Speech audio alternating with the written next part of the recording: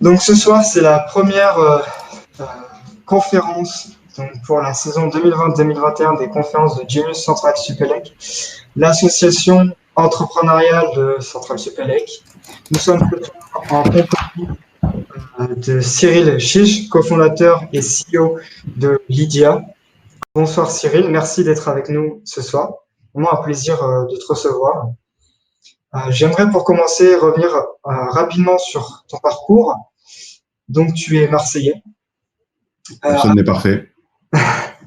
Après une prépa commerciale dans ta ville natale, tu intègres l'ISG, l'Institut supérieur de gestion, dont tu sortiras diplômé en 1995, à une époque, rappelons, où Internet n'avait pas encore montré son plein potentiel.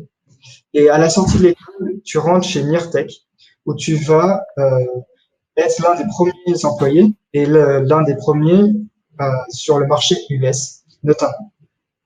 Cette expérience te donnera notamment le goût de la vente et t'amènera à te lancer dans Avelis en 2002, qui est un éditeur de logiciels B2B pour l'optimisation de postes de travail. 8 ans plus tard, tu souhaites lancer Lydia, donc en 2011, en commençant par mettre en place une solution de paiement mobile pour acheter des boissons dans une sélection de bars à Paris et à Lille qui s'appelle Drink On Me. Drink On Me deviendra en 2013 Lydia. Et aujourd'hui, à 47 ans, tu t'efforces de faire grandir et de faire connaître Lydia à travers le monde. Il faut savoir que Lydia compte plus de 4 millions d'utilisateurs, dont tous les centraliens, électro-centraliens qui sont encore étudiants, que ce soit pour rembourser un ami, pour payer la cafétéria, pour payer le musée, pour payer aux distributeurs de boissons et toutes nos associations, mais également Lydia va être aujourd'hui utilisée pour demander un crédit ou souscrire à une assurance rapidement, facilement et de manière efficace. Euh, Lydia, d'ailleurs, pour Genius, on l'utilise au quotidien et on pense qu'elle a sauvé les associations de Central Supélec où il n'y a pas de banque aux alentours et elle a permis également un développement des commerces qui n'ont pas de moyens de paiement par carte bancaire avec la solution Lydia Pro. Avant de continuer, euh, j'aimerais savoir dans la salle qui n'utilise pas Lydia et pourquoi on n'utilise pas Lydia. Et on fait un petit jeu, on va voir si Cyril peut vous convaincre que Lydia, c'est vraiment important ou si, au final, ce soir, on n'a que des utilisateurs de Lydia. Donc, vous pouvez mettre un petit commentaire dans le chat euh, pour nous dire. Je crois que c'est un bide. Je crois que tout le monde ici connaît. Bah, c'est magnifique. Donc, bah, Je si crois que vous, 100%, on n'avait jamais fait. Hein. C'est max. bah, écoute, bravo. Parfait. Bravo Euh, à vous surtout. et donc, ce soir, Cyril, nous allons revenir sur ton parcours, sur tes expériences d'entrepreneur. On peut le dire aguerri maintenant. Et donc, je laisse la parole à Camille pour la suite de l'événement. Merci.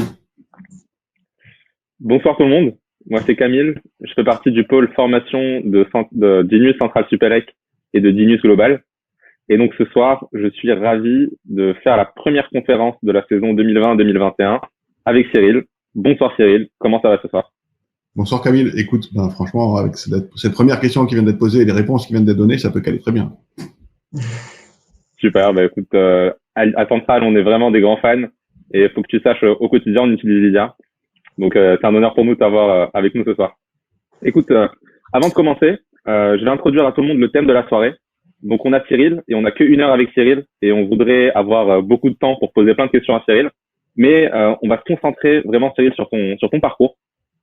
Comment est-ce que finalement on passe d'étudiant à cofondateur et CEO de Lydia? C'est quoi les étapes intermédiaires qui font que tu as pu te construire en tant que businessman, en tant qu'entrepreneur?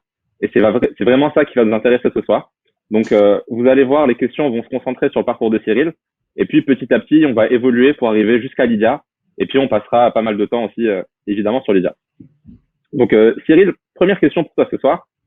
C'est quoi l'histoire de ton orientation, tes études, tes premières expériences professionnelles, ton premier CDI? Est-ce que tu peux nous parler de tout ça? Oui, bien sûr. Alors, donc à l'ISG, la dernière année d'école, c'était à l'époque une année de stage en permanence, toute la semaine, et on avait cours certains week-ends, la plupart des week-ends. Et donc, il fallait trouver un stage. Et je rentrais, j'avais la chance de faire le cycle multinational qui était une année entière à l'étranger. Donc, moi, c'était 5 mois à New York et 5 mois en Asie, Japon, Chine et tout. Et à cette époque-là, c'était assez dingue, vraiment. Hong Kong, et Corée. Voilà. Et en rentrant, donc, je cherchais un stage et moi, comme beaucoup à l'époque, il y avait les deux grandes voies royales qui étaient, pour ceux qui faisaient école de commerce, c'était soit la finance de marché, soit le marketing dans les très grosses boîtes du type L'Oréal, LVMH, ces trucs-là. Et moi, j'étais plutôt branché sur le deuxième sujet, luxe, mode et bien sûr marketing international. C'était une évidence. Et donc, j'ai envoyé, je sais pas, peut-être 100 ou 150 demandes de stage. Pour la plupart, qui n'ont jamais reçu de réponse. Quelques-unes ont reçu des réponses négatives et puis il y en a quelques-unes qui ont reçu des réponses du genre venez voir pour un entretien. J'ai passé des entretiens, il y en a 3 ou 4 où on m'a dit franchement bon profil, c'est bien, on a envie de vous prendre en stage et là j'ai posé la question qu'il fallait pas, qui est c'est rémunéré combien? Et la réponse a été toujours la même, 0 évidemment, c'est une chance pour vous d'être là. Et c'était pas vraiment une réponse qui m'allait bien parce que j'avais pas envie de faire pendant toute une année un stage pour faire le café quoi. Et je pensais qu'à 0 c'est tout ce qu'on allait me faire faire donc voilà. Et donc j'ai cherché un autre stage et là par chance j'ai rencontré quelqu'un qui venait installer un réseau informatique et qui m'a dit qu'est-ce que tu fais? Je cherche un stage. Il m'a dit ok, je connais quelqu'un qui est en train de monter une boîte, il a déjà monté d'autres boîtes, si tu veux va le voir de ma part. Et donc je suis allé le voir et c'était quelqu'un qui montait Myrtech et donc j'arrive et bien sûr pétri de ma confiance de jeune étudiant qui revient d'un tour du monde et il me dit qu'est-ce que tu veux faire? Je dis bah je veux faire du marketing international. Et il me dit bon bah ok, donc toi tu connais ni les produits ni les clients et tu veux faire du marketing international. Bah va faire un stage chez L'Oréal ou chez Chanel. Et là je dis bah oui mais justement j'en viens, ils veulent pas me payer. Il me dit bon bah alors si tu veux tu peux t'asseoir là, faire un stage payé au SMIC et des commissions sur la marge et t'appelles des clients avec une liste téléphonique et tu vois ce que tu peux leur vendre. Et bon, je pense que ça a été ma première leçon d'humilité. Et c'est un truc que j'ai gardé toujours dans ma tête qu'il fallait rester humble, quoi. Il fallait pas s'exciter inutilement. Il fallait pas vouloir faire des choses immenses avant de savoir faire des choses petites. Et donc, c'est ce que j'ai fait. Je me suis assis là, j'ai pris la liste et j'ai appelé les gens qui, visiblement, avaient la gentillesse de m'écouter, même si je savais pas trop de quoi je parlais et que au fur et à mesure, je savais de quoi je parlais. Et puis, à la fin de mon stage, j'étais plutôt pas trop mal considéré. J'ai été embauché et on m'a demandé cette fois-ci effectivement de m'occuper de la vente, mais aussi du marketing parce que maintenant je connaissais les produits et les clients. Et alors, donc c'est ça mon premier stage. Donc attends, ton premier stage finalement c'est un stage de commercial, de sales, c'est genre ça? Oui, mais pour le coup inside sales, téléphone à l'ancienne. Est-ce que tu peux nous expliquer parce qu'on a, je pense, principalement un public d'ingénieurs avec nous. Est-ce que tu peux expliquer à tout le monde en quoi ça consiste un job de sales à l'ancienne et puis aussi la violence finalement de ce job et les nerfs et les reins que tu as besoin d'avoir pour te prendre des refus à longueur de journée et revenir à l'attaque jusqu'à décrocher le closing. C'est pas une question de nerfs ou de reins, il faut juste pas avoir d'ego.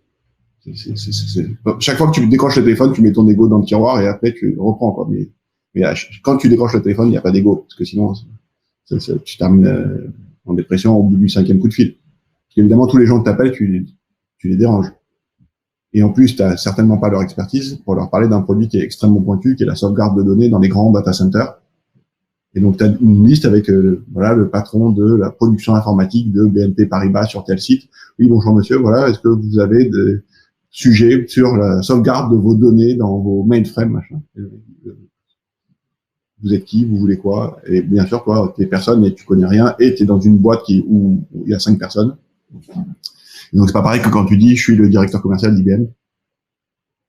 Voilà. Donc, et le mec, évidemment, il t'apprend ton métier au fur et à mesure parce que tu lui poses des questions stupides, mais il donne, lui, des réponses intelligentes. Et puis, la question d'après, elle est un peu moins stupide, jusqu'au jour où il y en a un qui dit, bon, bah oui, venez me voir. Et là, ça recommence la courbe d'apprentissage d'un peu plus stupide à un peu moins stupide. Et puis, un jour, il y en a un qui dit, ah, ben, c'est une bonne idée. allons-y, quoi. Mais ça prend un peu de temps. Je pense que ça a mis 6 mois avant qu'il y ait quelqu'un qui dise bon, ok, on appuie sur le stylo bien fort et on signe la commande. Est-ce que tu te souviens de ta première vente? Est-ce que je me souviens de ma première vente? Oui, bien sûr.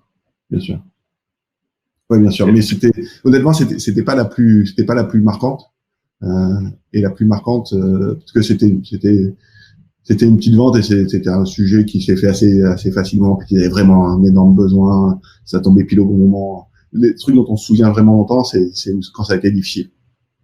Et voilà, bien sûr que il y a eu des ventes qui étaient beaucoup plus difficiles, des gros appels d'offres qui ont duré sur des années avec des dizaines de millions en jeu et ça c'est plus marquant parce que c'est évidemment des trucs plus complexes où il faut aller convaincre à beaucoup d'échelons dans des grands groupes, il y a un peu de politique, il y a beaucoup de techniques de sales, il y a aussi beaucoup de techniques tout court, il y a aussi la manière de rédiger les appels d'offres, il y a toute la partie financière qu'il faut monter, la partie voilà, bon c'est plus complexe et c'est évidemment beaucoup plus satisfaisant intellectuellement. Écoute, je te pose la question aussi parce que actuellement, tu sais, en école d'ingénieur ou de commerce, la vente, c'est quelque chose qu'on n'enseigne plus. Alors que le quotidien d'une entreprise, notamment d'une start-up, c'est de vendre pour avoir de la trésorerie et pour générer du revenu. Est-ce que pour toi, la vente, ça a été une école de la vie? Et est-ce que tu recommanderais à des jeunes étudiants en école d'ingé ou en école de commerce qui seraient peut-être tentés par faire de la stratégie ou de la finance comme tout le monde, de plutôt tenter de faire ce job de commercial parce que ça forge en tant que personne? Ah oui, ça c'est sûr. Oui, ça c'est sûr, 150%. Et même dans quel que soit le job après, même pour ceux qui veulent être entrepreneurs et tout, être capable de vendre ce qu'on fait, c'est aussi être capable de vendre, c'est d'abord et avant tout comprendre le besoin de l'autre et présenter ce que tu fais toi avec le bon angle pour que ça soit bien aligné avec le besoin. Et donc, si tu fais pas ça, bon bah, tu vas avoir des problèmes pour des levées de fonds, tu vas avoir des problèmes même pour trouver un job. Enfin, c'est une bonne école pour tout. Mais encore une fois, c'est une école où il faut savoir et mettre son ego de côté pendant la part de la négociation, la discussion commerciale. Parce que c'est plus souvent qu'on prend des portes vraiment méchantes en retour que des gens qui disent ah c'est extraordinaire, vous tombez tellement bien. Ouais. Bah, en fait, je pense que ce qui est très intéressant dans ce que tu dis, c'est cet aspect vraiment d'empathie. Et finalement, c'est un exercice, c'est une posture qui est évidemment importante quand tu es vendeur, mais qui se retrouve dans toute la carrière du professionnel. Et puis, puisqu'on parle de start-up et de produits, notamment dans la conception de produits. Et si t'es pas capable de te mettre dans la peau de ton utilisateur, bah, tu seras jamais capable de créer un truc qui plaira et qui s'utilisera et qui se vendra. Il y a un dicton comme ça dans le monde des sales qui dit si on a une bouche et 2 oreilles, c'est pour écouter 2 fois plus que ce qu'on parle. Pas mal. Ok. Et donc, tu fais ton premier stage chez Nirtec et puis tu convertis, comme on dit dans le jargon. Ouais. Tu convertis en CDI. Tu nous dis que tu fais des sales et puis du marketing international ou même national. Pas international au début, ouais. Ouais, maintenant que tu connais le produit, est-ce que tu peux nous parler de cette expérience chez Nirtec qui, si mes données sont correctes, a duré 7 ans? Oui, et qui a été assez extraordinaire parce que c'est la première... Et les moments marquants notamment. Ouais, c'est la première bulle Internet dont on est en train de parler là. C'est 96, 97, 98, 99, 2000 jusqu'à 2001. Qui est la fin de mon aventure avec Nirtec. Et donc à ce moment-là, moi je suis dans un secteur d'activité qui est pas nécessairement directement lié à Internet, puisque c'est de la sauvegarde de données pour les gros data centers, mais tout ce qui est technologique est dans la bulle Internet, cette période-là. Donc j'arrive.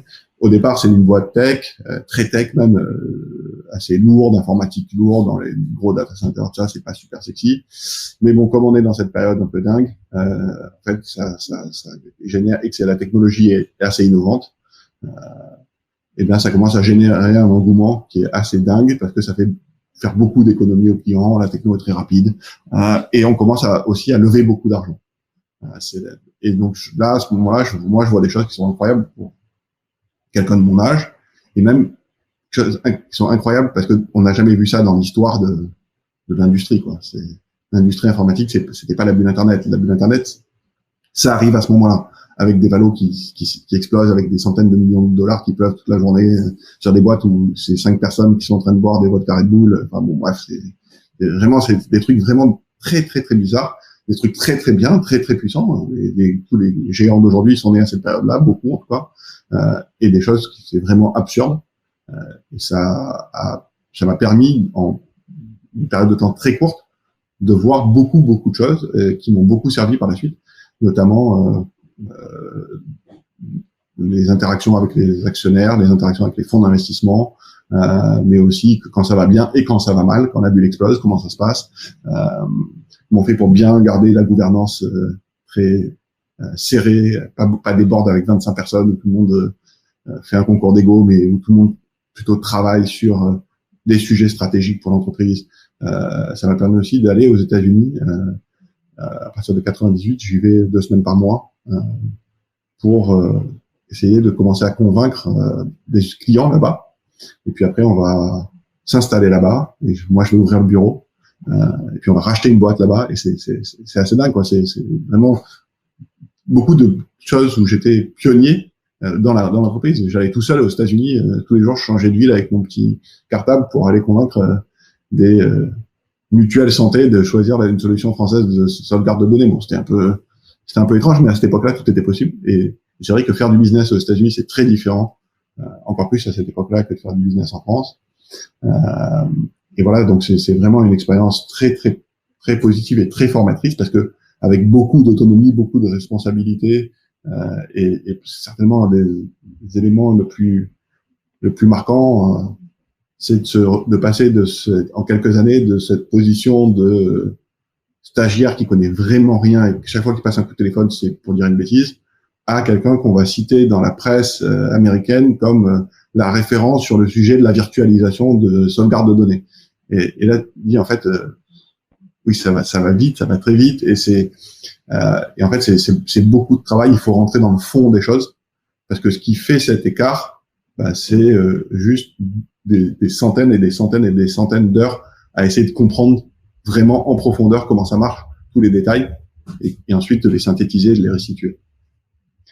Évidemment, comprendre aussi comment ça marche les levées de fonds, c'est important.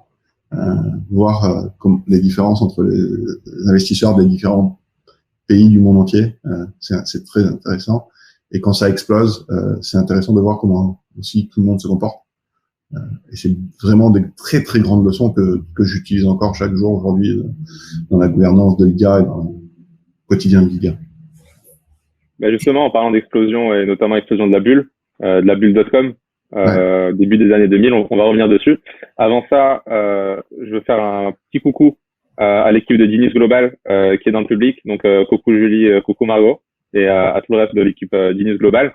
Mais donc parlons de la bulle.com. Donc effectivement, tu es chez Nirtec jusqu'en 2002, et puis année 2000, 2001, 2002, on voit cette bulle.com qui explose. Et donc plein de boîtes qui étaient très hypées, comme Pets.com et qui avaient des valos délirantes, du jour au lendemain, valent 0. Et donc on voit des actionnaires qui ont des bouts de papier qui se transforment en bouts de papier, littéralement.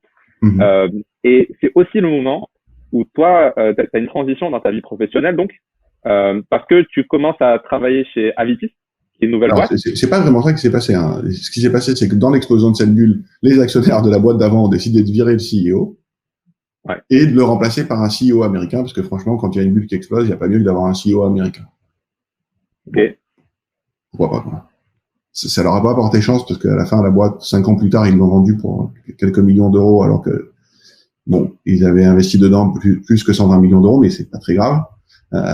C'était peut-être pas la bonne décision stratégique, finalement, de choisir la nationalité du CEO plutôt que de choisir la qualité du CEO. Mais, j'ai envie de dire, à ce moment-là, donc le CEO s'en va. Moi, je suis avec l'eau du bain, hein, je me fais virer aussi, clairement. Et là, le CEO de la boîte d'avant me dit, moi, je veux remonter une boîte. Si tu veux, viens avec moi dans l'aventure et tu auras un tout petit bout, quoi. Et je dis, ok, c'est parti. Donc voilà, c'est ça qui se passe. Je suis une victime collatérale de l'explosion de la bulle Internet. Mais ça me met dans une nouvelle position, une nouvelle étape pour ma vie professionnelle. Et donc, retour à Paris.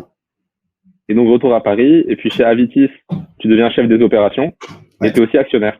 Et alors, est-ce que tu peux nous raconter ces années chez Avitis? Et là, je fais un petit spoiler pour tous les gens qui sont avec nous dans le public. Avitis, c'est aussi la dernière expérience professionnelle de Cyril avant ce qui deviendra Lydia. Donc, c'était quoi cette fameuse étape intermédiaire avant d'arriver à Drinkoni et Lydia? En vrai, il y a aucun lien entre les deux. C'est Ok. juste que ça m'a permis de saturer ma capacité à vouloir faire du B2B. Donc, chez Ality, j'ai fait à peu près la même chose que chez Nirtech, mais sur des sujets un petit peu différents, mais c'était les mêmes clients, les mêmes types de ventes, c'est du grand B2B avec des appels d'offres, voilà. Et puis donc ça faisait un plus l'autre un peu plus de 15 ans. Et clairement, j'avais fait le tour du sujet, quoi. Ça m'intéressait plus.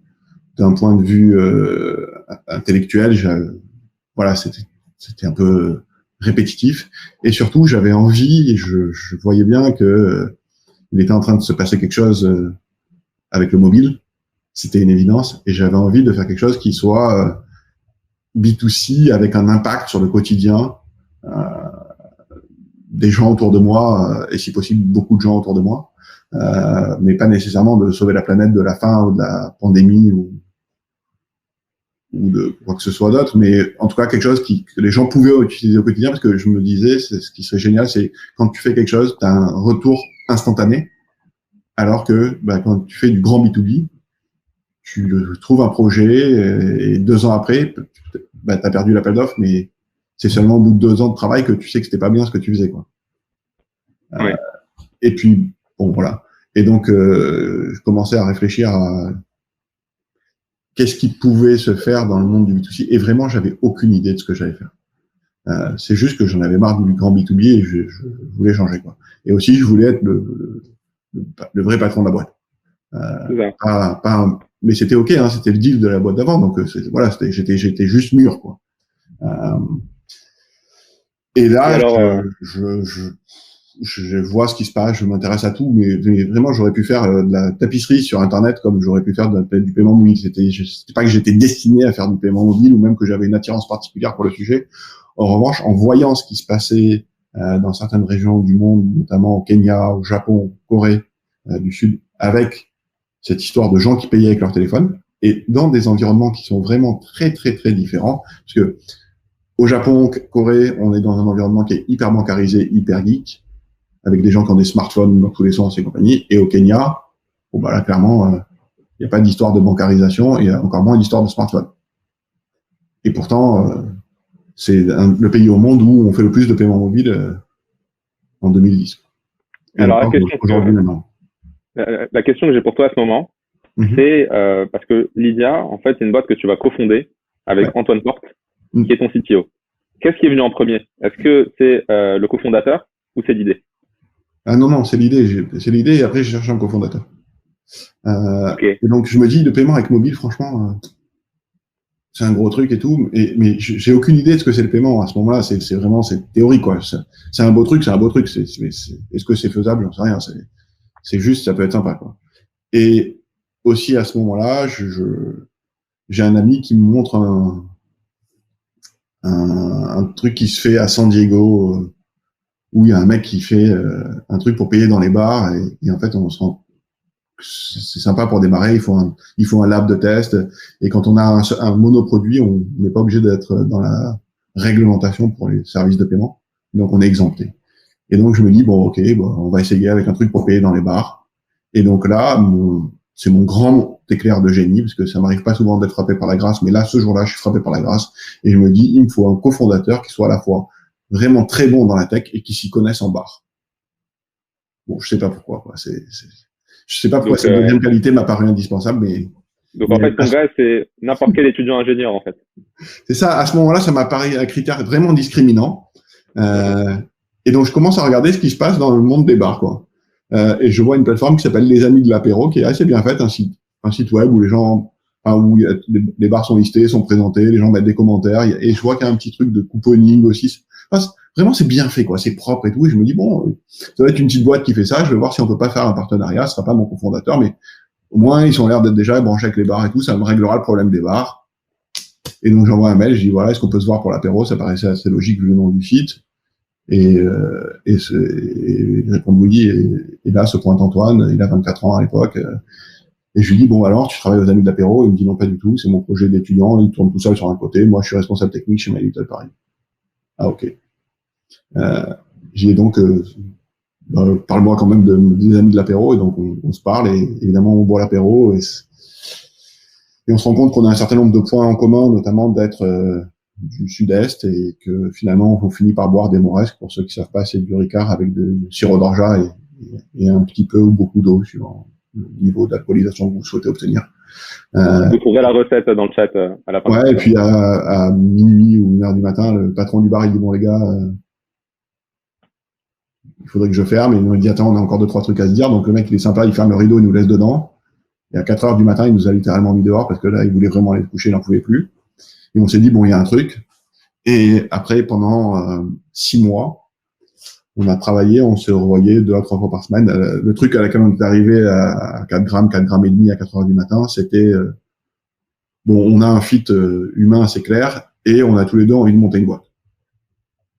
Et on est à peu près d'accord sur le fait qu'on a des compétences qui sont complémentaires. Et alors, donc, entre ça et un système de paiement, franchement, il y a du chemin. Mais justement, moi, c'est un point sur lequel j'ai envie de revenir avec toi. Parce que ce qui est très étonnant, et ce que tout le monde réalise pas forcément, c'est que le marché du paiement, c'est un marché très difficile. Si on se replace dans l'ère pré-Lydia, disons, en fait, il y avait déjà des acteurs comme PayPal qui réussissaient, disons, vraiment pas mal. Et puis, donc, si tu vois PayPal est là, tu n'as pas forcément l'idée de te lancer dans ce marché alors que tu as déjà des acteurs qui marchent. En plus de ça, tu l'as mentionné, le marché du paiement, c'est un marché très réglementé. On a besoin d'agréments d'autorités comme la Banque de France, la CPR. C'est vraiment compliqué. Et puis, toi, tu t'y connais pas forcément. Donc, étant donné toutes ces contraintes, comment ça se fait que tu as vu un go et tu t'es dit, là, il y a un truc à faire et c'est moi, Cyril, qui vais le faire? Ils ne savaient pas que c'était impossible, donc ils l'ont fait. C'est exactement ça. Et en fait, on est parti du principe que les gens allaient vouloir payer avec leur mobile, ce qu'on nous répétait à longueur de rapports Gartner tous les ans, que bien sûr le paiement mobile, c'était l'année prochaine. Mais bon, comme ça faisait 10 ans que c'était l'année prochaine et que ça venait pas, on s'est dit bon bah peut-être que si ça vient ailleurs, dans des pays qui sont aussi différents, mais que ça vient pas ici, peut-être on s'y est mal pris quoi. Et donc on était intéressé par un seul sujet qui était l'expérience utilisateur, parce qu'évidemment, comme on n'avait aucune compétence en paiement, en monétique, on n'allait pas s'intéresser à la complexité, à la sophistication d'un système monétique innovant. Et pendant 6 mois, ce qu'on a fait, c'est vraiment de travailler sur la faisabilité de ce projet-là, de tous les points de vue, d'un point de vue technique, d'un point de vue financier, d'un point de vue juridique, d'un point de vue réglementaire, tous ces points de vue-là. Et voilà, chaque fois qu'on se voyait, on se donnait une tâche chacun, et après on revenait, on partageait ça. Et puis on faisait autre chose aussi en même temps, c'est que on apprenait à s'assurer que on était vraiment extrêmement fait pour faire une boîte ensemble. Et pendant ces 6 mois-là, on s'est posé toutes les questions les plus horribles que normalement on pose jamais à des gens qu'on connaît pas, et même aux gens qu'on connaît, on leur pose pas. Et dans ces questions, il y a par exemple, on va pas se payer pendant longtemps, combien de temps tu peux tenir? Pourquoi? Parce que s'il y en a un qui peut tenir 5 ans et l'autre 3 semaines, au bout d'un mois, on a un problème, quoi. Alors là, je t'interromps. À l'époque, est-ce que tu es déjà marié? Est-ce que tu as déjà des enfants? Il se passe quoi dans ta vie perso? Oui, je suis marié, j'ai des enfants. Je suis équipé au max en termes de train de vie, quoi. Je suis bien. Mais bon, je suis pas non plus à la rue. J'ai déjà un parcours professionnel qui permet d'avoir un peu d'assurance à ce moment-là. Et par contre, le plus fou de la bande, c'est vraiment toi. Parce que lui, il va profiter de ces 2 premières années où vraiment, effectivement, on se paye pas pour faire 2 enfants. Lui, il est plein gaz. Mais bon, c'est aussi, ça dit à quel point il est serein et bien dans sa tête et bien dans sa peau et bien dans ses baskets. Et donc oui, c'était une rencontre vraiment extraordinaire, et sans cette rencontre-là, ça n'aurait jamais pu exister, parce qu'en fait, on a vu pendant cette période de 6 mois qui était vraiment critique, et j'encourage tous les gens qui veulent créer une boîte à plusieurs de vraiment pas hésiter à se poser toutes ces questions horribles, mais vraiment du genre, ok, on va créer la boîte, quel pourcentage entre nous? Bon, si on n'aborde pas cette question, à un moment, elle va s'imposer à nous. Donc, nous, on a dit 50-50. Ok, 50-50, si on n'est pas d'accord, c'est qui le host? Ok, et toutes ces questions-là, mais on s'est aussi posé des questions, c'est quoi ta chanson préférée ou c'est quoi ton film préféré, hein? C'est pas que des questions dégueulasses, ça va être tout, mais vraiment, c'est le moment culture. Là, tu m'obliges. C'est quoi ta chanson, c'est quoi ton film? Je sais plus ce que je lui ai dit à l'époque, mais ça a changé entre-temps. Okay. Mais entre-temps, si je devais dire un film préféré, je pense que ça serait... Non, mon film préféré, il a pas beaucoup bougé. j'imagine que c'est, ouais, non, c'est difficile, franchement. Il y a beaucoup de, enfin, il y a beaucoup de films, beaucoup de musique. J'aime bien, je peux pas dire un film préféré, une musique préférée, mais voilà, il faut se poser toutes ces questions. Il faut pas avoir peur de se rentrer dedans. Non, Citizen Kane pour le film, quand même, après tout. Eh ben, écoute, vu qu'on parle de films et de musique, est-ce que tu peux nous revenir sur Drink On Me, Ouais. nous dire d'où ça vient et nous parler de cette première itération? C'est ce que j'allais dire. Et donc, finalement, on a choisi un album sur lequel on était vraiment tous les deux d'accord, qui était l'album Back in Black d'ACDC. Et dans cet album, il y a une chanson qui s'appelle Have a Drink on Me. Et donc, c'est de là que vient le nom Drink on Me. Donc, oui, la musique, c'était assuré qu'on avait un certain nombre de goûts en commun, même si on n'a pas exactement la même chose, mais voilà, sur ça, on était d'accord, et on était d'accord de donner à notre boîte le nom d'une chanson d'ACDC. Pas des métalleux non plus, mais voilà, ça nous allait bien, quoi. Et c'est vrai que c'est pas là vraiment charnière, parce que toutes ces questions qui peuvent faire exploser beaucoup d'entreprises au fil du temps, c'est des questions qui sont posées évidemment à nous au fur et à mesure des années. Mais comme on avait déjà la réponse, on n'a pas eu besoin d'en discuter, et il n'y a jamais eu de frottement sur ces sujets-là.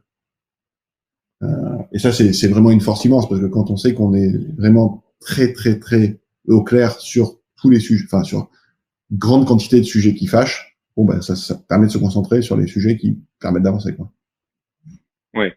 Mais alors justement en termes de produits, est-ce que tu peux nous parler de Drink On Me et de la transition vers Lydia?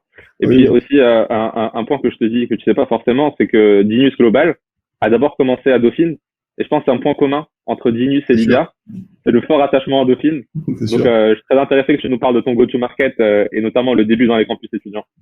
Yes. Alors, Drink On Me, donc c'est un système qui est assez simple. Ça permet d'acheter. Pour être exempté, il faut qu'on ait qu'un seul produit à vendre. Le seul produit qu'on a à vendre, c'est un coupon de 20 € de boisson. Ça s'appelle un Drink On. Et grosso modo, j'achète des coupons de 20 € pour des bars qui sont des bars partenaires.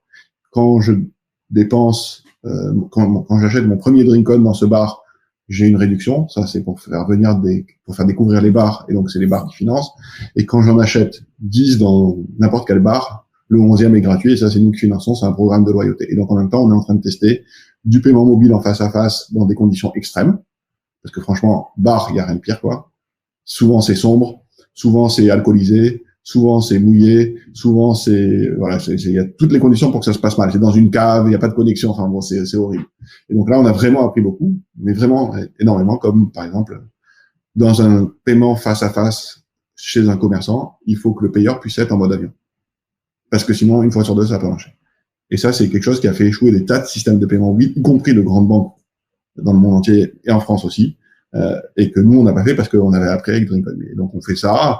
On arrive à embarquer avec nous quelques milliers d'utilisateurs, quelques dizaines de bars à Paris et à Lille. Et puis, pour bien tester le produit et voir ce qui se passait, bien sûr, 2-3 fois par semaine, on organise des marathons.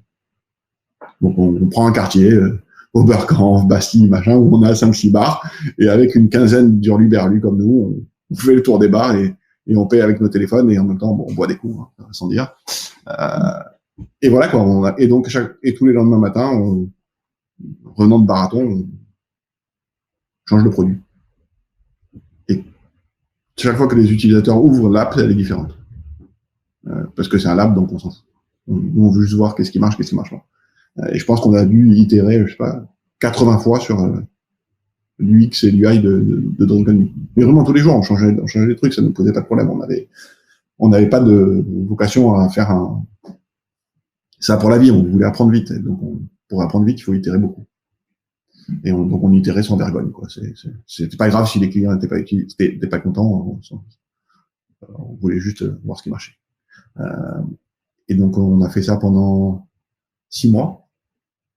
Et au bout de 6 mois, on avait nos enseignements. Et donc, on a laissé Drink On Me tourner encore pendant 6 mois ou 7 mois. Et nous, pendant ce temps, on a travaillé sur Lydia à partir de juin 2012. Donc, on a créé la société en septembre 2011. En janvier 2012, en décembre 2011, on a lancé Drink On Me. En juin 2011, juillet 2011, 2012, on travaillait plus dessus. Donc, c'était vraiment 6 mois, mais 6 mois hyper intenses. Et aussi, comme on était vraiment hyper frais, on s'est dit qu'on allait embaucher notre premier salarié. Nous, on se payait pas, mais on s'est quand même embauché un salarié, quoi. Et ce salarié, c'est Fred, et il est encore aujourd'hui avec nous. C'est un développeur, évidemment. Et c'est rigolo, quoi. Donc, 8 ans après. Incroyable. Incroyable. Ben, écoute, c'est le moment où on va se concentrer sur Lydia. Et donc, je vais passer la parole à Bertrand, qui a passé pas mal de temps à se documenter sur l'app, sur la société, pour qu'il te pose des questions un peu plus précises. Du coup, bonsoir à tous. Donc, Bertrand, on voulait donc, revenir sur peut-être plus sur Lydia maintenant qu'on y est d'un point de vue chronologique.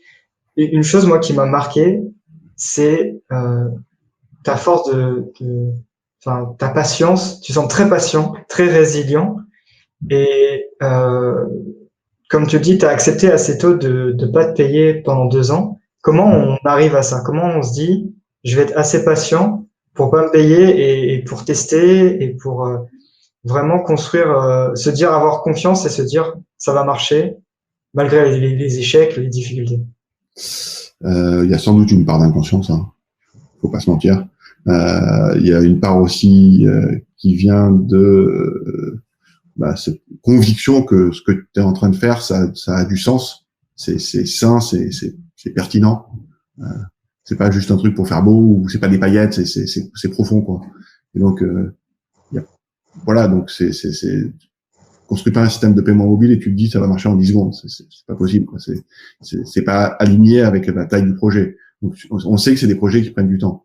Donc, c'est pas inquiétant de travailler sur des sujets comme ça pendant 2 ans, avant de les sortir.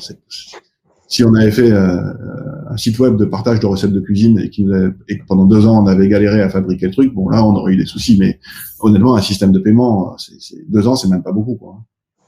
Donc la nature du projet fait que tu t'attends à ce que ce soit quelque chose qui soit long, mais aussi il y a une part d'inconscience qui fait que tu sais pas combien de temps ça va durer, mais tu te dis ok, chaque jour on avance, les avancées qu'on fait elles vont dans le bon sens, on enlève des épines de notre pied et donc on va y arriver, quoi. Et ça c'est vraiment, il faut que cette conviction elle soit très ancrée en toi, parce que effectivement tous les mois ça tourne quand même le compteur, quoi. Et du coup, on voit là mieux pourquoi il faut attendre, et aussi, est-ce que ce temps il est nécessaire pour avoir la confiance du public? Non, parce que pendant ces 2 ans-là, il n'y a pas de public. Il n'y a pas de public. Non, là, on est dans la cave, vraiment. C'est pas vraiment une cave, mais c'est un bureau qui est au -2. Mais c'est pas n'importe quel -2, puisque on est dans un environnement qui s'appelle le 13 boulevard, un immeuble qui s'appelle le 13 boulevard Rochechouart, et au fond de la cour de cet immeuble-là, il y a des entreprises incroyables. Il y a notamment My Little Paris, mais il y a aussi une entreprise qui s'appelle Limonétique. Et c'est eux qui nous sous-louent 2 bureaux, ou 3 bureaux après, quand on a recruté Fred. Honnêtement, c'est eux qui ont fait toute notre éducation monétique. Eux, c'est des champions de la monétique compliquée. C'est une belle boîte qui existe encore aujourd'hui. Et ils ont été super sympas. On était assis vraiment au milieu. C'était un open space, beaucoup d'open space. Et bon, plus ou moins au milieu. Au début, on était au -2. Puis après, on a pris un peu du galon. On est passé au -1. Et un jour, on est arrivé jusqu'au premier étage.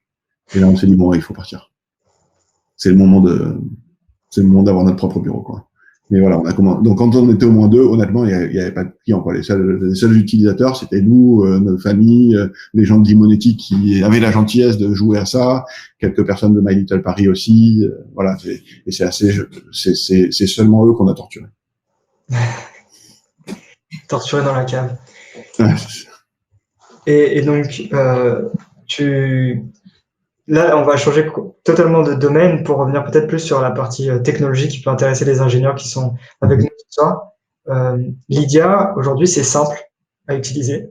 En tout cas, je pense aussi pourquoi autant de gens dans la salle l'utilisent. Comment on pense un produit simple? Parce qu'on voit bien souvent, même nous en tant qu'étudiants, on fait des produits très compliqués. Comment tu dis, il est trop compliqué, il faut que je simplifie encore? En fait, on pense jamais comme ça. Si tu fais un produit compliqué et tu essayes de le simplifier, il sera jamais simple, quoi. Donc, en fait, le principe de base qu'on applique, c'est on essaye de définir quelle serait l'interaction idéale s'il y avait aucune contrainte technologique. Pour cette action-là précise, si on avait des super pouvoirs, on la ferait comment? Typiquement, si, pour l'interaction P2P, pour envoyer de l'argent à quelqu'un, ben, je dirais envoie de l'argent de mon compte BNP à Bertrand. Envoie-lui 25 euros. Et juste avec la voix et le fait d'avoir dit mon compte BNP et Bertrand, parce que on sait qui c'est ce fameux Bertrand, parce qu'on peut analyser à quel Bertrand je fais allusion, s'il n'y avait pas de contrainte technologique, hein, eh bien, l'argent partirait de mon compte vers ton compte. Et quand on dit Bertrand, on sait aussi intuitivement ou par d'autres méthodes où est-ce que tu veux mettre cet argent. Et donc, on prend ça et on dit, OK, comment est-ce qu'on peut restituer ça avec de la technologie? Mais à la fin, le ressenti, ça doit être ça. Et donc aujourd'hui, si tu regardes l'interface de Lydia, quand tu fais un P2P, c'est ça qui est écrit. C'est envoyer 20 euros à Bertrand avec mon compte BNP Paribas.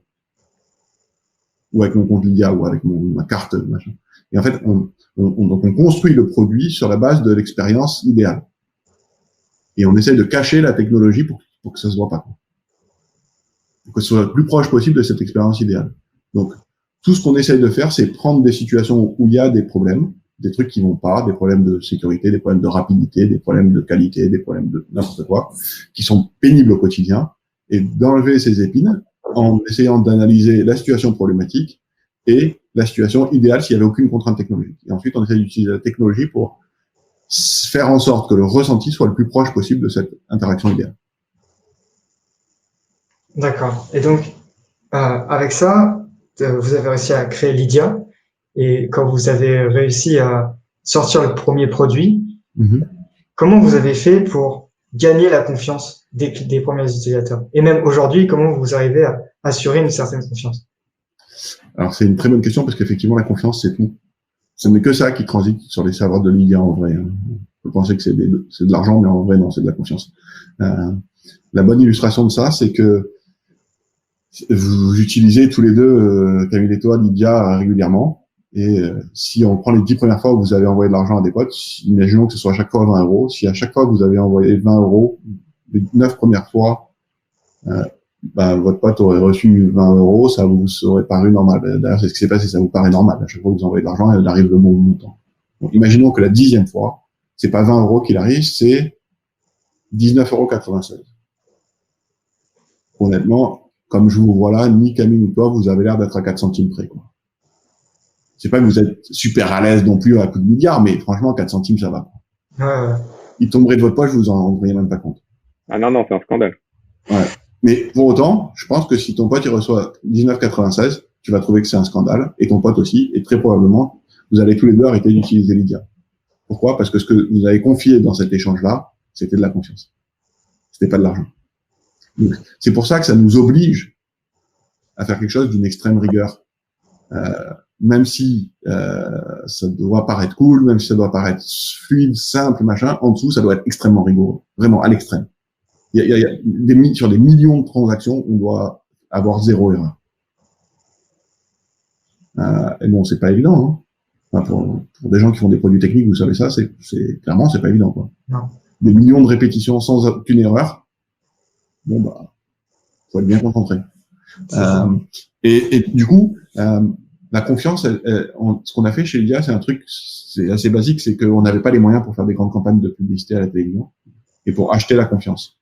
Beaucoup de publicité Facebook et Google et trucs, compagnie. Et donc, comme on n'avait pas ça, on a essayé de faire le meilleur produit du monde et on s'est dit, si on le met dans la main des personnes et qu'elles y trouvent un intérêt, elles vont le dire à d'autres, quoi.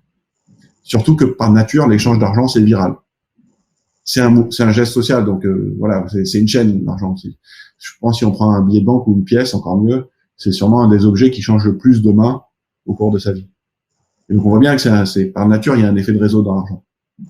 Et donc on a essayé de parier là-dessus, mais on s'y est pris d'une manière un peu particulière, parce qu'évidemment on voulait faire un truc B2C, mais sans les moyens des grandes organisations qui peuvent faire du B2C. Et donc on s'est dit, on va faire du B2B2C. Vous le voyez aujourd'hui, hein, le B2B2C, c'est quand vous, les associations étudiantes, vous recommandez aux étudiants d'utiliser Lydia pour vous payer les places de soirée. Et ça, c'est du B2B2C. C'est du B2B2C local, hein, dans le campus, mais c'est du B2B2C. Ça nous permet à nous de vous parler juste à vous, l'association, et vous allez parler à tous les étudiants, plutôt que d'aller parler à chaque étudiant. Mais au début, on a construit donc 2 produits, Lydia Pro et Lydia pour les particuliers. Et l'interaction de base, c'est la même que Drink On Me, c'est payer un pro, quoi. Et aussi, on avait rajouté, c'est échanger de l'argent entre particuliers. L'idée était, je paye un pro et après, on peut partager. Donc, on a commencé en se disant, on va aller foncer sur tous les pros qui acceptent pas la carte. Et eux, on va vraiment leur faire un produit magnifique et ils vont faire payer leurs clients comme ça. Ils vont nous convertir des clients à l'appel, c'est extraordinaire. Et on est allé voir les taxis, les ostéos, les médecins, on se fait jeter comme des malpropres. Au bout de 3 mois, on était au bout de notre vie, même si on était hardcore en téléphone, on appelait, on se faisait jeter toute la journée. Alors là, cette fois-ci, on avait rajouté aussi Pierre, qui est toujours là aussi, qui est notre directeur commercial, qui passait des coups de téléphone par centaines tous les jours à des ostéos, des médecins, des plombiers, tout, n'importe quoi pour trouver des gens qui voulaient se faire payer avec leur mobile, quoi. Alors que ça intéressait personne, ils voulaient juste se faire payer. Et puis un jour, où on était vraiment déprimé, on est allé sur des recommandations croisées de Fred et Pierre voir les étudiants de l'Épithèque. On s'est dit, franchement, des devs, mobiles surtout, s'ils en veulent pas, bon, bah, on a fait 2 ans de cave pour rien, quoi. On est au bout, quoi. Ça y est. On jette l'éponge et on est allé et c'était comme une révélation, quoi. On aura juste parlé des échanges entre particuliers parce qu'on avait abandonné l'idée de l'histoire de pro. Et là, il y en a un qui dit et moi pour le BDE, je suis trésorier, vous auriez pas un truc pour moi parce que franchement pour les places de soirée et tout, on en a marre avec les chèques, les pièces et tout, c'est insupportable. Et là, il dit mais ça y est, on a trouvé en fait le mec qui en veut. C'est lui et en 3 mois, on avait nettoyé le campus. Et au bout de 3 mois, ils avaient imposé à la CAFED d'utiliser l'IGA. Une cafette tenue par une famille, les parents, les enfants, bref, qui s'appelle Crocus Café. Et c'était, non franchement, c'était dingue. Et là, on a compris que c'était là que ça se passait, quoi. Et le deuxième campus, celui qui a vraiment changé la phase de l'IA, c'est Dauphine. On parlait tout à l'heure. Et c'est là où la première fois en 2015, j'ai entendu cette phrase extraordinaire qui était « Je te fais un média ». Un jour, je suis invité à parler dans un cours et je rentre dans le grand hall de Dauphine et les 2 étudiants, un qui dit à l'autre, non mais t'inquiète, paye, je te fais un média. Et moi, je l'arrête, je dis quoi, qu'est-ce que t'as dit? Il me dit non, mais monsieur, parce qu'il pensait que j'étais prof. Il dit non. Et je dis non, c'est bon, laisse tomber, je suis pas prof. Dis-moi, qu'est-ce que t'as dit? Et il dit, j'ai dit à mon pote, qui paye et je vais le rembourser. Non, je lui dis, mais t'as pas dit ça? Il dit non, mais je lui dis, je te fais un liga. Je lui dis, mais tu dis un liga? Et là, il me dit, mais tout le monde dit un liga. Et à ce moment-là, on a compris qu'en vérité, parce que nous, on connaissait les chiffres, tout le monde en question, c'était 30 000 utilisateurs. Mais dans son univers à lui, c'était tout le monde. Et donc, on a compris que notre chemin de croissance, ça allait être des taches d'huile qui allaient s'interconnecter. Et les taches d'huile, c'est les campus. Voilà. Et ça a marché de manière spectaculaire, puisque aujourd'hui, c'est 4 150 000 ou 4 170 000 utilisateurs, et ça grossit, sauf quand on est dans le confinement, un peu plus de 5 000 par jour. Sans aucun marketing payant d'acquisition, zéro. Pas de pub. Non. Ouais, parce qu'en fait, il y a un truc dont on s'est rendu compte assez vite, c'est que, quelle que soit la pub qu'on pouvait faire, on serait, encore plus quand on était tout petit, mais c'est encore vrai maintenant, on serait jamais un aussi bon proxy de confiance que, ton pote, quoi. Ton pote, c'est le maximum de confiance qui existe. Donc, c'est ton pote qui te le dit, c'est 1000 fois mieux que si tu vois une pub qu'on a payée. Totalement. Donc, il faut qu'on arrive à trouver un certain nombre de tes potes. Et en fait, c'est par groupe. Et si dans un groupe de 10, tu convaincs une personne, c'est un peu lui l'avant-gardiste si c'est un mec sympa et l'hurluberlu si c'est un mec un peu plus geek. Et si quand on a convaincu 3, ça commence à devenir un peu compliqué de pas en être, quoi. Et le FOMO commence à se mettre en place. À 5, tout le groupe bascule. Okay. À 8, celui qui le fait pas, c'est vraiment lui, il se fait égorger. J'ai vécu ça il y a 2 ans ou 3 ans, enfin je sais plus, quand le dernier Star Wars est sorti, je suis allé le voir avec mes fils au cinéma. On est au cinéma et derrière nous il y a un groupe de 6-7 personnes qui doivent avoir 22-23 ans. Et là, il y a une fille dans le groupe qui dit c'est bon, c'est moi qui ai payé les places, maintenant vous me faites tous des ligas. Bon, déjà mes enfants ils avaient le smile jusque-là, ils étaient ça y est quoi, mon père c'est Mark Zuckerberg. Et là, il y en a un qui dit non mais moi j'ai pas l'app. Mais horrible, la pression sociale, il s'est fait mais oui, toi t'es vraiment un bolos, t'es toujours le dernier sur tout et tout. C'est drôle, hein, c'est là qu'on voit la puissance de l'effet de réseau, quoi. Et ça, il y a rien qui est plus fort que ça. Ça, c'est ce qui fait Facebook, c'est ce qui fait Instagram, c'est ça l'effet de réseau. C'est l'objet a plus de valeur quand il est utilisé par plus de personnes. Donc, plus il y a d'utilisateurs, plus il a de la valeur. Ok. Super. Bah écoute, on va en rester là pour l'interview. Moi, j'avais juste vraiment une dernière question. Là, on a pas mal d'étudiants, on est plus de 130. Est-ce que si tu avais 3 conseils à donner à un étudiant, ça serait quoi? Wow. Sans C'est un peu vague. Dans quel domaine? un étudiant, un étudiant qui se dit, c'est le confinement, Ouais. je veux lancer mon idée. Mm-hmm. Qu'est-ce que je dois faire et à quoi je dois vraiment penser en 3 choses? Vraiment, pour toi, vraiment. Bon, la première chose, c'est qu'il faut être honnête avec soi-même. Donc, il faut pas avoir peur de s'avouer quand ça marche pas. Il faut pas avoir peur des échecs. Il faut pas avoir peur de voir vraiment et honnêtement ce qui existe déjà dans le marché. Parce qu'il y a beaucoup de gens qui ont l'impression d'avoir une super bonne idée quand ils sont dans leur salon et en fait, après avoir travaillé pendant 3 mois dessus, ils sortent de la tête par la fenêtre et ils se rendent compte qu'il y en a déjà 18 qui l'ont fait mieux. Ça arrive très, très classiquement. La première chose, c'est qu'il faut vraiment être très honnête avec soi et vraiment chercher à comprendre comment le problème qu'on essaie d'adresser est déjà adressé par le marché. Le deuxième, c'est de pas avoir peur de s'impliquer à 120%, parce qu'à 100%, c'est déjà pas sûr de réussir. À 120%, il y a encore de bonnes chances de rater. Mais si on fait ça sur le côté, franchement, c'est même pas la peine de commencer, quoi. Faut pas perdre son temps. Et le troisième conseil, franchement, c'est très dur ça n'arrive pas que ce soit un long fleuve tranquille. Donc, il y a beaucoup de moments qui sont très difficiles, beaucoup de sacrifices, beaucoup de doutes. Et c'est sans doute, moi, en tout cas, j'ai pas la force de le faire tout seul. Donc, je pense que c'est une grande force de pouvoir le faire cofonder une entreprise, parce que, on est en train de se s'aider quand ça va moins bien, un supporte l'autre et on est rarement déprimé ensemble, quoi. Ça peut arriver, mais bon, des fois, on en rit. C'est mieux que de déprimer tout seul. Même en confinement, on peut en rire, voilà, avec des vidéos. Et du coup, il faut pas oublier cette étape ce que j'expliquais tout à l'heure où il faut se poser toutes ces questions vraiment hardcore pour être sûr que c'est le bon cofondateur ou la bonne cofondatrice. Bien sûr. Super. Merci beaucoup. On va passer aux questions. Il y en a quelques-unes. La première qui est de Clément. Donc en ce moment, c'est la période des stages pour les écoles. Et qu'est-ce que vous cherchez chez une personne chez Lydia?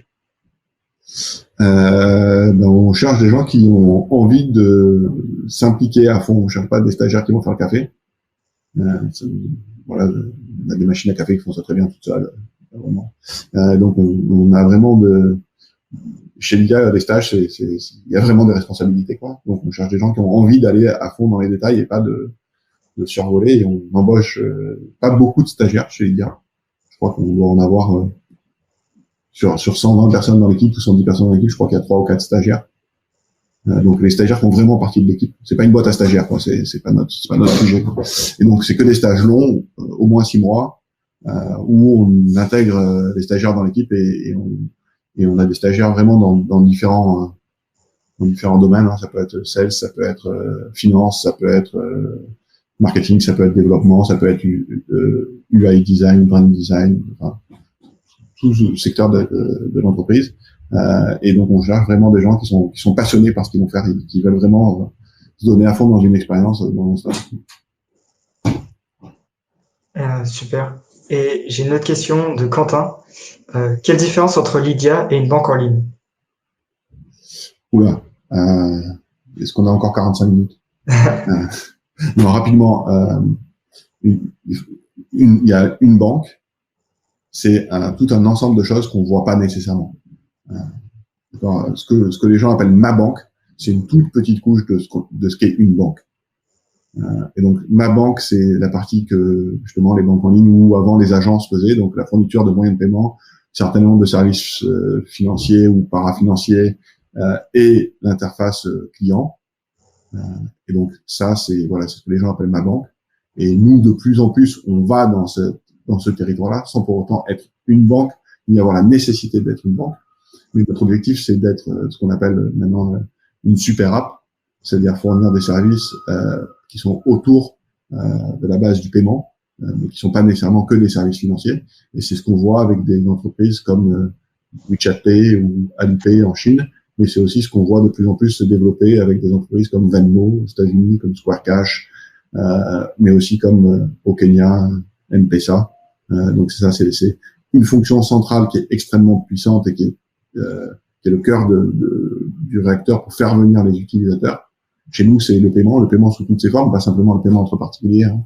Le paiement avec des cartes, le paiement par virement, enfin, tous les paiements du quotidien, pas le paiement à l'achat d'un appartement. Et autour de ça, on a de plus en plus d'offres, qui sont des offres sur lesquelles on travaille à chaque fois sur régler les problèmes, améliorer l'expérience, amener de l'instantanéité, amener de la transparence, faire baisser les prix. Donc avec toujours la même démarche sur un ensemble de services autour du paiement. Donc le crédit, donc l'assurance, donc voilà tous ces sujets-là. Super. Et une dernière question, je pense, c'est pourquoi s'être restreint au marché français au début? C'est pas mis dans un autre pays. Alors bon, d'abord parce qu'on est français. Et que c'était quand même plus simple de commencer ici. C'est un environnement culturel. Enfin, là, on a dit, hein, c'est des sujets qui sont très culturels. Et donc, c'est toujours plus facile de commencer dans un environnement culturel qu'on connaît bien, et avec lequel on a beaucoup de connexions. Et puis, se limiter au marché français, c'est un peu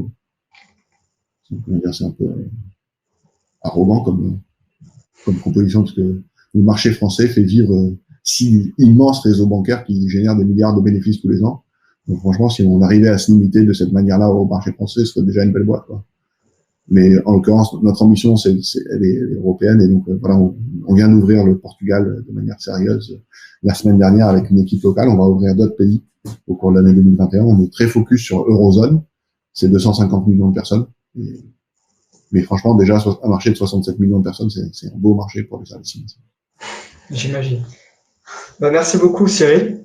Merci à vous. D'être. Un plaisir d'être là. Merci.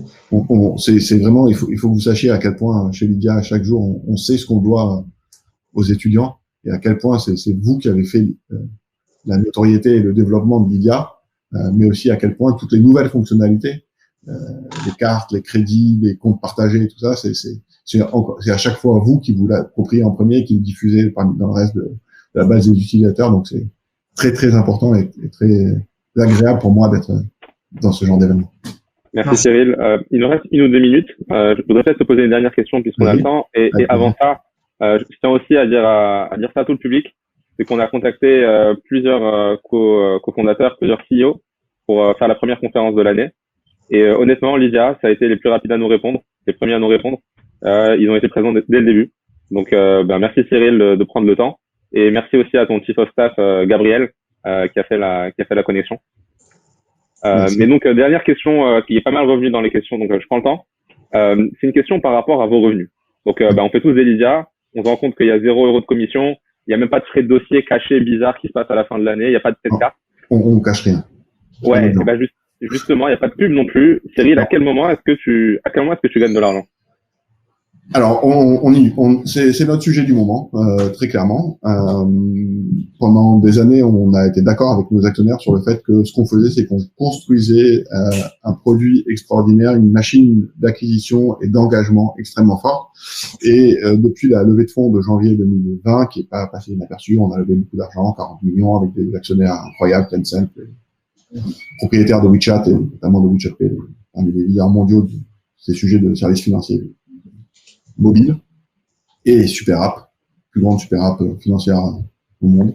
On est sur une nouvelle étape qui est évidemment la transformation de cette belle machine en une entreprise qui est profitable. Parce que ce qu'on veut faire, c'est une belle boîte. Une belle boîte, ça gagne de l'argent. Sinon, on fait une association caritative, quoi, ou une ONG. Clairement, c'est pas notre sujet. Et donc, pour faire ça, on a besoin de faire plusieurs choses. On a besoin de travailler sur les différents flux de revenus. Donc, pour vous expliquer, on a 3 sources de revenus. On a une première source de revenus qui sont les revenus sur les transactions.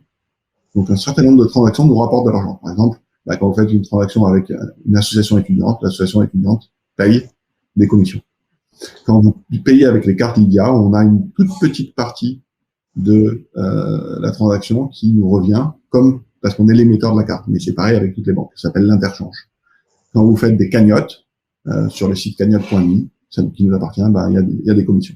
Alors, bonne nouvelle, les commissions sont gratuites pour les utilisateurs dans l'application, pour les cagnottes faites depuis l'application. Mais ça, c'est qu'une partie. Une autre partie, c'est ce qu'on appelle les revenus d'abonnement. Et on a des versions de Lydia qui sont payantes. Lydia bleue et Lydia noire depuis 2 semaines maintenant. Dans lequel, alors, Lydia bleue est gratuite pour les moins de 25 ans, donc ça, c'est la bonne nouvelle pour vous. Lydia noire, non. Et c'est, voilà, 4,90 ou 7,90 par mois, avec des offres qui sont vraiment très puissantes et très, très poussées en termes de produits, sur tout ce qui est compte, sur tout ce qui est carte, sur tout ce qui est utilisation de paiement en ligne, paiement sans contact, paiement avec des cartes éphémères pour les sites internet, pour le maximum de sécurité, pour avoir des cartes qu'on peut relier à différents comptes et les connecter, déconnecter, enfin vraiment quelque chose d'extrêmement sophistiqué et d'extrêmement sécurisé, probablement ce qui se fait de mieux et c'est sur la planète, et c'est pour ça aussi que Tencent a investi dans Lydia, parce qu'ils ont été ébahis par cette technologie de compte extrêmement fluide, qu'on peut créer des comptes à 2, à 3, à 4, à 5. Chacun connecte sa carte dessus, déconnecte sa carte dessus, on peut dépenser de l'argent ensemble, mettre de l'argent ensemble. C'est comme des comptes joints à 5 qu'on ouvre et qu'on ferme en 5 secondes. Et ça, c'est assez magique. On en est encore au tout début. C'est quelques centaines de milliers de personnes qui l'utilisent parmi les 4 millions d'utilisateurs de Lydia. Mais pour nous, évidemment, c'est les revenus les plus importants parce que c'est les revenus qui sont des revenus récurrents. Et puis enfin, on a une troisième partie qui est aussi très importante dans la vision super app, qui sont les revenus de distribution. Et ça, c'est les produits tiers. On a parlé du crédit, on a parlé de l'assurance. Ben, sur ces produits-là, sur lesquels on travaille les parcours, sur lesquels on travaille par exemple, sur le premier crédit qu'on a lancé, le premier produit, c'est un prêt instantané. Ben, pour la première fois en France, et c'est toujours unique, on peut demander un prêt qui va jusqu'à 1500 € maintenant. On rembourse sur 3 mois et on a l'argent instantanément. Littéralement, dans les 5 secondes. Et on peut le dépenser tout de suite dans le monde entier avec la carte Lydia. Ou avec Apple Pay, Lydia et compagnie. Et ça, c'est quand même assez dingue. Personne d'autre l'a fait. Toutes les grandes institutions, toutes les banques, personne n'a fait un crédit qu'on a immédiatement dans la seconde. Quand ça arrive qu'on ait besoin d'argent tout de suite. Voilà. Donc, on travaille tous ces sujets-là pour les rendre vraiment meilleurs. Ces produits-là pour les rendre vraiment meilleurs. Et ce que vous allez trouver dans Lydia, dans cette partie qui s'appelle le marché, donc une marketplace, c'est vraiment des produits qu'on a vraiment sélectionnés et sur lesquels on a vraiment travaillé. Il n'y a pas longtemps, je sais pas si c'est encore maintenant, peut-être. Voilà, on avait partenariat. Le partenariat existe toujours, mais avec un discount qui, chaque fois, vous pouvez utiliser un discount de 5% sur Amazon. Et franchement, en ce moment, 5% sur Amazon, ça fait plaisir, quoi. Non, mais c'est ça, c'est des trucs assez basiques, mais voilà, on essaye d'amener vraiment beaucoup de valeur, à la fois par la technologie, mais aussi par les bons partenariats, aller chercher les bonnes offres, bien les travailler, pour offrir cette expérience, qui est l'expérience de Lydia, quoi, ultra simple, intuitive, et toujours avec une vision prix qui est de l'amener le moins cher possible. Ok, Voilà. bah écoute, merci beaucoup. C'est ça, les différentes sources de revenus. Et bien sûr, sur ces produits-là tiers, on a une commission de distribution. Ok, bah voilà, je pense que ça va répondre à la curiosité des gens du public qui se posaient toute la question, est-ce qu'il y avait anguille sous roche? Mais non, mais il n'y a pas d'anguille sous roche, il n'y a pas de cachet, mais par contre, n'hésitez pas à faire des choses qui nous ramènent de l'argent, ça serait élégant. J'y pense. Bah écoute, j'ai pas encore 25 ans, mais non, ça n'empêche pas. Tu peux utiliser tes cartes Lydia, payer avec des cartes Lydia dans Apple Pay ou Google Pay, tout ça nous rapporte les frais de transaction. Que tu payes pas toi, mais qui reviennent quand même chez nous. Bah écoutez, tous les gens du public, vous avez déjà Lydia, mais pensez à faire gagner aussi de l'argent à Lydia. Vous pouvez utiliser Lydia Blue, c'est gratuit pour les moins de 25. On a beaucoup de moins de 25 ici. Et j'ai une annonce très particulière à vous faire ce soir qu'on n'a pas encore dévoilée et que je vais vous demander de garder, pour le coup, confidentielle vraiment.